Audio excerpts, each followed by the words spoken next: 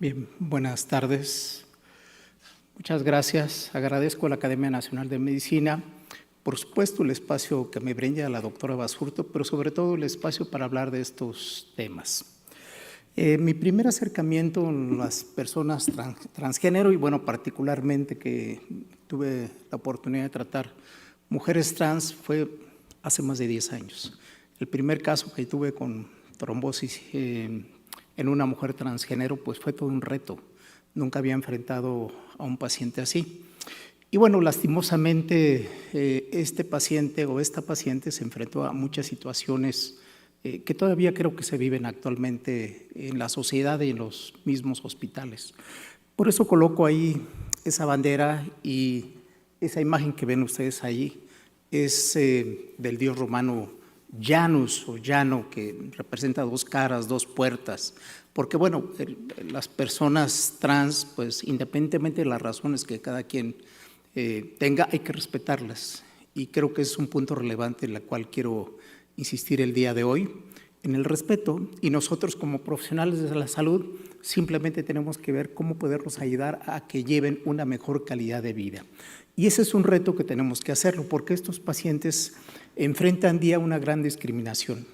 Y lo peor de todo, y lo digo porque lo viví de cerca, incluso dentro de los hospitales en la atención de salud son muy discriminados. Entonces, evidentemente eso se vuelve un círculo pernicioso, los vuelve a ellos personas muy vulnerables y por lo tanto no tan sencillas de manejar, pero sin perder el enfoque que nosotros somos los profesionales de la salud y que tenemos que tener la capacidad profesional, emocional, para poder tratar con este tipo de personas que al final, y algo que insistió la doctora Basurto, recurren a nosotros por una atención, porque fíjense que muchos de estos pacientes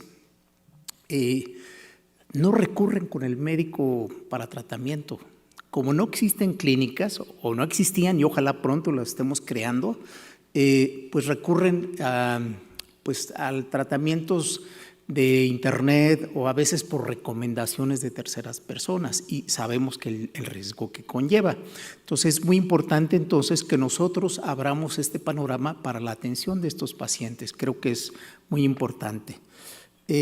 Por lo tanto, las mujeres trans, y me voy a enfocar particularmente ese grupo de personas, porque es con la que yo he tenido oportunidad de tratar, ¿cómo deben ser tratados? Si deben ser tratados de forma diferente, y me refiero desde el punto de vista médico. Y hablo particularmente de las mujeres transgénero que tienen eventos de trombosis. Ya nos explicaron que una de las complicaciones son los fenómenos trombóticos, bueno, las enfermedades cardiovasculares y por ende los fenómenos trombóticos. Entonces, es un problema importante al cual se enfrentan día a día por todos los riesgos que conlleva el manejo de hormonales. Requieren un manejo multidisciplinario, bueno, eso es lo que vamos a ir hablando, y si deben de conformarse un grupo de tratamiento especial. Habitualmente las guías que se emplea para el manejo de paciente que tiene trombosis, pues ya son guías establecidas a criterios de riesgo, pero esta población de riesgo no está incluida, porque cuando uno hace la revisión de los artículos, las guías de la ACCP recomiendan que esos pacientes que tuvieron trombosis y que hubo un evento que provocó, como es una terapia hormonal de reemplazo, la terapia anticoagulante hay que darla por 3 a 6 meses. Pero ese paciente nunca va a suspender la terapia hormonal de reemplazo. Ese es el primer punto que hay que tomar en cuenta. Y que lo que hizo que ese paciente tuviera un primer evento trombótico seguramente no va a desaparecer con el transcurso del tiempo. Entonces, son esas preguntas que tenemos que fundamentarnos con estudios clínicos y seguimiento para tener este acompañamiento, y es a lo que yo quiero insistir con este tipo de pacientes. Retomando la idea de la trombosis, y quiero por qué es importante este aspecto, y es algo que ellos viven, todos en general, bueno, particularmente esta población, porque están sometidos a un agente externo provocador en contra de la parte biológica, ¿no? Esta terapia hormonal de reemplazo, pues no viene a ser como tal algo que se encuentre biológicamente. Recordemos que la hemostasia tiene que mantener un equilibrio, y este equilibrio se rompe con una tendencia procoagulante o trombogénica. Uno de estos factores importantes y bien reconocidos desde hace décadas es el uso de hormonales, particularmente el estradiol, ¿no? Y particularmente cuando tiene una vía de administración oral. Entonces recordemos que esto va a generar un evento trombogénico, venoso, más conocido, pero no exclusivo en trombosis venosas. También tenemos trombosis arteriales, stroke, infarto, que tenemos que estar vigilantes en ese sentido. Recordemos que dentro de la triada de Birkhoff, este famoso paradigma de Birkhoff, que si bien es cierto se desarrolló para hacer hincapié de cómo estudiar un individuo que tenía una trombosis venosa, actualmente la aplicamos para todos los fenómenos trombóticos, incluyendo los fenómenos arteriales. Y bueno, si hacemos un poco más desglose de esta triada de Birkhoff, vemos que en este famoso triángulo viene el aspecto de la terapia hormonal de reemplazo. La terapia hormonal de reemplazo viene a ser un factor de riesgo ya bien identificado, entonces partamos de este hecho. Terapia hormonal de reemplazo, sea que lo utilicemos como en una mujer posmenopáusica o incluso de manera que lo empleemos como un método anticonceptivo, representa un factor de riesgo. ¿Cuánto es este riesgo que se ha atribuido?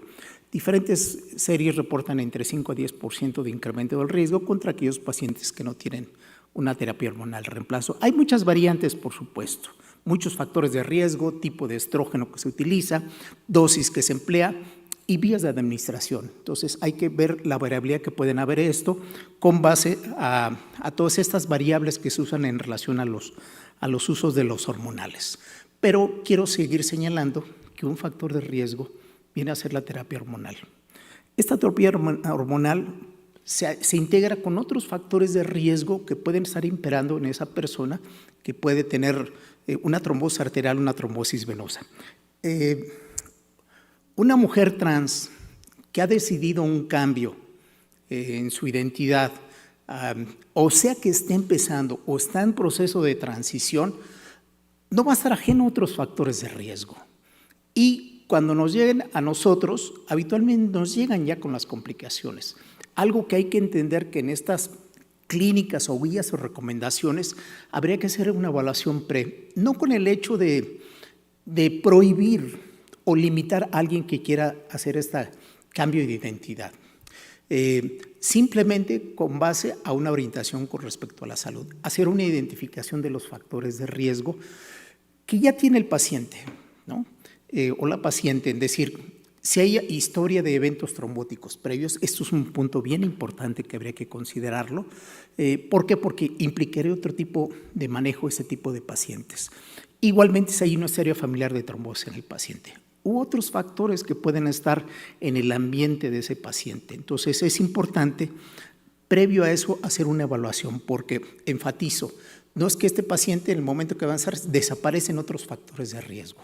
Simplemente se van a sumar otros factores de riesgo hereditarios y, por supuesto, estos factores adquiridos. ¿Y por qué enfatizo esto? Porque al final una de las famosas triadas o paradigmas de Birkhoff o la base de la pirámide son las alteraciones en el componente sanguíneo. Y recordemos que la hemostasia es un sistema de defensa que nos mantiene la sangre fluida dentro de los vasos. Si hay una alteración en esto, pues van a haber mecanismos trombogénicos, particularmente, y que puede generar un evento trombótico en algún momento determinado.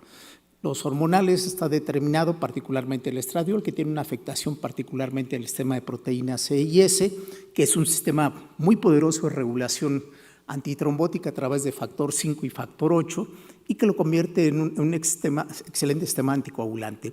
Al bloquear este mecanismo, voy a generar un mecanismo trombogénico, porque interfiero con un mecanismo anticoagulante natural, además de efecto anticoagulante. Entonces es importante que esto tarde que temprano puede generar, si se juntan una serie de condiciones, que este paciente pueda desencadenar un evento trombótico. Se rompe este equilibrio del que hemos estado hablando y ese equilibrio pues simplemente requeriría tiempo, ¿no? A veces la simple edad es otro de los factores importantes. Y si uno revisa la literatura y pone en palabras clave en PubMed, vamos a ver que no hay más de 15 artículos cuando hace hincapié de estudios que hay de trombosis en pacientes mujeres transgénero. Es decir, todavía hay muy poca información que se tiene. Algunas de la información que se tiene se está obteniendo de los estudios que se hace de mujeres en terapia hormonal de reemplazo. Entonces, es algo todavía muy pobre la información que se está generando. Y no porque no exista, sino existe este desconocimiento. Y, por ejemplo, a mí me pareció interesante en este artículo, hace hincapié simplemente para poner en contexto un paciente transgénero, de hombre a mujer, de 53 años, que recibía terapia hormonal de reemplazo. Estradiol 8 miligramos al día. Acude a urgencias con cefalea, alteraciones visuales, y bueno, parecía que tenía un antecedente de un traumatismo cráneoencefálico.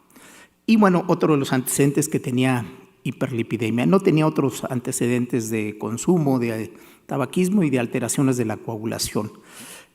¿Qué se hace durante la hospitalización? Se identifica un evento trombótico por un estudio de tomografía, se suspende la terapia hormonal reemplazo, se inicia terapia anticoagulante, inician con heparina y después cambian con un comarénico, el convencional tratamiento anticoagulante de un evento trombótico agudo. Particularmente dejan la terapia anticoagulante durante 3 meses y a los 3 meses reinician con la terapia hormonal de reemplazo. Bueno, déjenme decirle que este es un verdadero reto, porque cuando uno identifica, por ejemplo, en el caso de las mujeres que tiene un evento trombótico y está con terapia hormonal de reemplazo, en automático lo que uno solicita es suspender la terapia hormonal de reemplazo y dejarlo solamente con terapia anticoagulante. Aquí el reto es que lo de menos es decirle al paciente, suspende la terapia hormonal de reemplazo, pero vendríamos a una afectación importante en la calidad de vida del paciente que está transicionando. Entonces, aquí viene el verdadero reto. No es manejarlo con anticoagulantes, sino manejar la anticoagulación y la persistencia de un factor externo que es la terapia hormonal de reemplazo. Obvio que hay que reiniciar la terapia hormonal de reemplazo. Aquí yo solamente cuestionaría, claro, sin valorar el paciente en este caso clínico, ¿qué tanto valía la pena suspender la anticoagulación a los 3 meses en este caso de este paciente? Yo personalmente hubiera continuado la terapia anticoagulante y hacer una valoración posterior. Digo, son esas preguntas que no necesariamente uno puede determinarlo, ¿no? Entonces, era por 6 meses y hasta la resolución y, bueno, bajaron la dosis del estradiol a 4 miligramos diarios. Yo les quiero comentar el primer caso que yo tuve la oportunidad de tratar, de 3 casos que he tenido, son realmente pocos, fue, les repito, hace más de 10 años. Y todos los 3 pacientes, si ustedes lo valoran, son personas relativamente jóvenes, entre 35, más de 35 años y menos de 45 años. Todos trombosis venosas, un paciente con trombosis venosa profunda en tromboembolia pulmonar, otro con trombosis de vena cava y uno con trombosis venosa profunda proximal.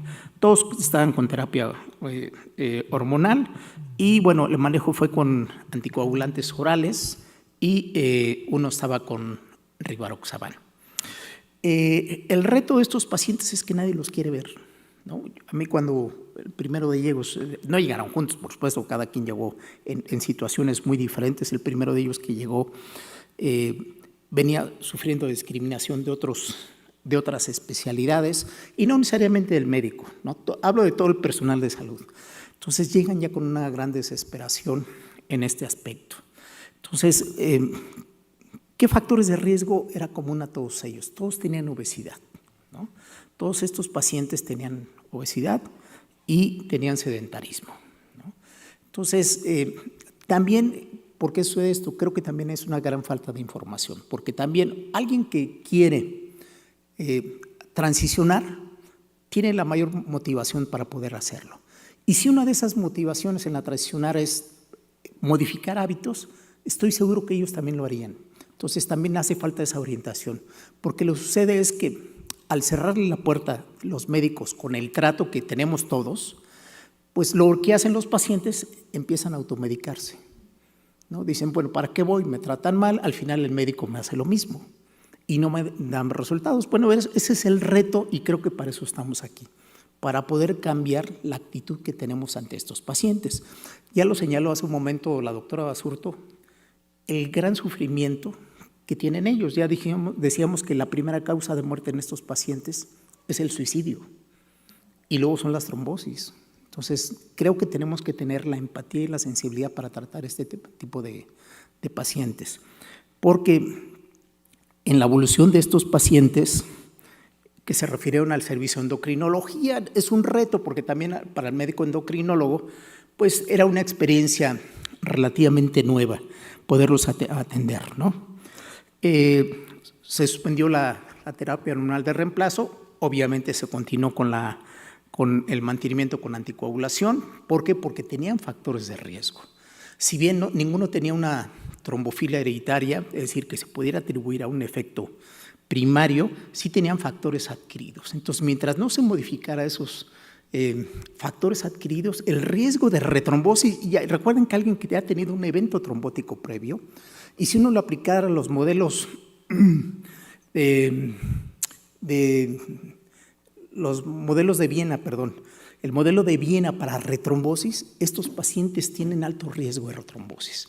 ¿Por qué? Porque hablando desde el punto de vista cromosómico son hombres y bueno, al menos lo que se sabe en los estudios hechos genéticamente en hombres, hay más riesgo de retrombosis.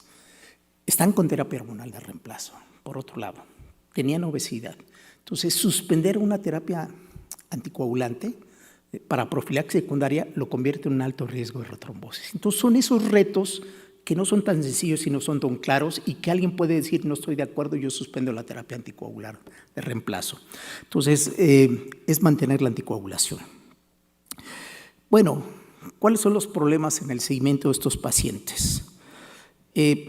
Dejaron de ir al hospital. ¿Por qué? Por las circunstancias, y no quiero ser enfático. 2 de ellos tuvieron recurrencia de la trombosis venosa profunda y pues prácticamente se perdieron el seguimiento, ¿no? Porque precisamente por este sesgo que tenemos todo el personal de salud en la atención de estos pacientes. Entonces, es muy importante visualizarlos como al final son seres humanos. Acuden al hospital o con el médico, ¿a qué acuden? Acuden a pedir ayuda. Y creo que no estamos brindando la ayuda necesaria para atender a estos pacientes.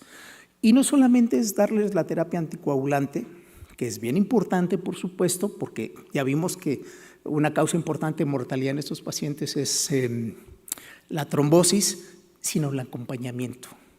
Y estoy seguro que esos pacientes tienen obesidad y uno los motiva a modificar hábitos, estoy seguro, porque es parte de ese tratamiento también el transicionar, el modificar estos poderosos hábitos. Entonces, ya retomando un poco qué hay lo que dice la literatura en este aspecto, pues sí, es contundente la historia en relación al riesgo que existe de trombosis en este tipo de población. Los pocos estudios que existen en relación a esto, pues hablan de el mayor incidencia de trombosis venosa profunda, ¿no? Ya hablamos de la terapia hormonal de reemplazo, lo que provoca propiamente las mujeres cis. Pero ahora estamos hablando en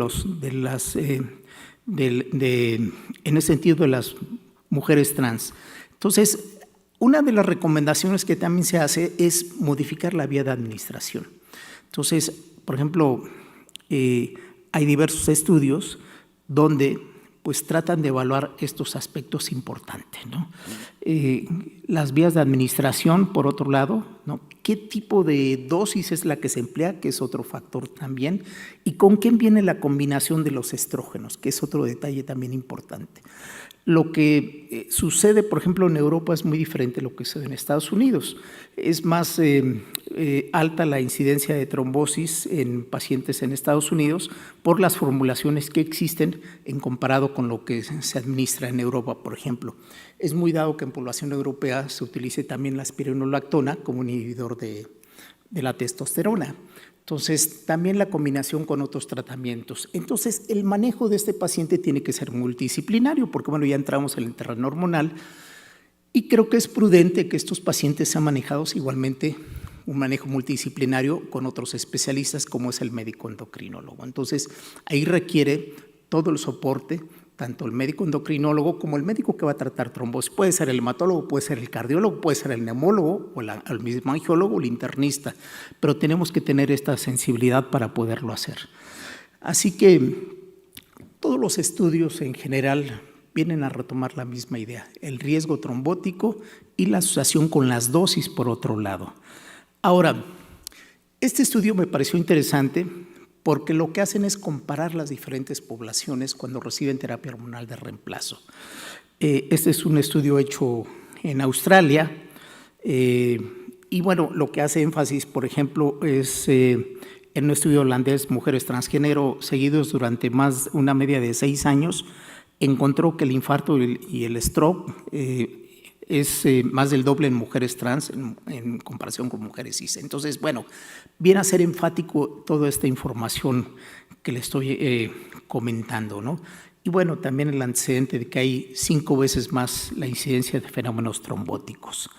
Bueno, les pongo aquí el resumen de este estudio, donde lo que hacen, aplican una serie de pruebas de coagulación a estos pacientes, ¿no? A mujeres trans y a mujeres cis, comparando la administración con la administración transdérmica.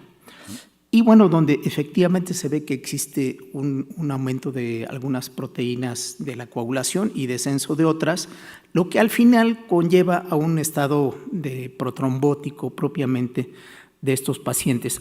No necesariamente tiene que ver con que los pacientes tengan una diferencia significativa, sino a veces de los valores normales, por ejemplo, de proteína C y proteína antitrombina, puede haber un descenso. No necesariamente que llegue a valores patológicos, pero llama la atención que en los pacientes que han recibido una vía de administración oral existe un mayor descenso de estas proteínas comparado con otras vías de administración, lo que viene a enfatizar, aunque no es muy claro esta información, porque todavía es poca la población, sí la vía de administración transdérmica puede ser mejor en la manera de estar transicionando o el reforzamiento para este tipo de pacientes. Ahora, ¿qué es lo que tenemos que tomar en cuenta?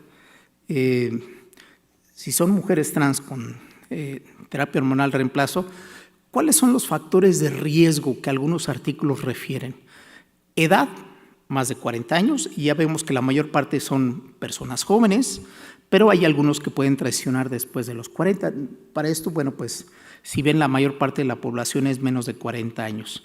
Los viajes, el antecedente de cirugías previas, por ejemplo, si están en este proceso de transición y tienen una cirugía para reasignación de género, es muy importante entonces saber cuánto tiempo tiene la cirugía previa para la terapia hormonal de reemplazo y si en ese paciente hay o no la posibilidad de hacer una profilaxis primaria, pero eso ya sería individualizar cada caso. Si tiene trombosis previa, por supuesto que tendría que ser profilaxis en situaciones de alto riesgo si es así, tendría que ser anticoagulación con un ajuste de la terapia hormonal de reemplazo. Aquí pues habría que cuestionar el riesgo-beneficio, qué dosis tiene que emplearse para disminuir el riesgo de estas personas. Así que, ¿cuál podría ser alguna de las maneras que podríamos ir cerrando esta charla? ¿Requiere manejo multidisciplinario? Sí, pero creo que ante todo deberíamos de entender que tenemos que tener la sensibilidad y empatía para poder tratar a este tipo de pacientes, que cuando llegan a nosotros ya han pasado un viacrucis por diferentes servicios. Entonces, cuando menos lograr que esos pacientes tengan el apego a tratamiento y hagan las cosas bien y no recurran a que al final se tengan que terminar automedicando. El acompañamiento, por supuesto, es importante. En realidad deberían ser clínicas que acompañen el psicólogo y, bueno, la parte nutricional. Ya vimos que la parte importante del ejercicio es también importante. Y, bueno, sabemos que la terapia hormonal de reemplazo es algo ya bien descrito, que esto altera algunos sistemas de la coagulación y del sistema de regulación antitrombótica que puede favorecer los eventos trombóticos. Así que estos pacientes requieren de un manejo anticoagulante y establecer criterios de riesgo específicos para establecer el tiempo, si se tienen que suspender después de cada tiempo, qué factores, especialmente en este tipo de población, requiere en cuanto a su manejo. Y es importante el manejo de estrógenos a dosis bajas o vías parenterales. Aquí yo creo que es importante el expertise del médico endocrinólogo que sugiera con base al diagnóstico del paciente si ha tenido un evento trombótico, sigue manteniendo criterios de alto riesgo para retrombosis, pues considerar la dosis de esta terapia o la combinación con otro agente. Y bueno, creo que es importante, y lo acaba de mencionar la doctora, en México no tenemos recomendaciones. Creo que podemos hacer las primeras recomendaciones en México de cómo deberíamos de tratar a estos pacientes. Si no dice nada en la literatura, bueno, ¿qué hacemos en México? Estamos haciendo muy poco. Y hablo como comunidad dedicada a la salud. Yo creo que hacer recomendaciones con base a la experiencia, con base a lo que dice la literatura y decir, bueno, estas son las recomendaciones básicas, esenciales para un paciente mujer trans y que puede tener o que tiene trombosis o que tiene criterios de alto riesgo para trombosis. Así que, pues a mí me gustaría que lo reflexionáramos y que, pues en esta época tenemos que tener la sensibilidad para poder tratar a estos pacientes. Muchas gracias.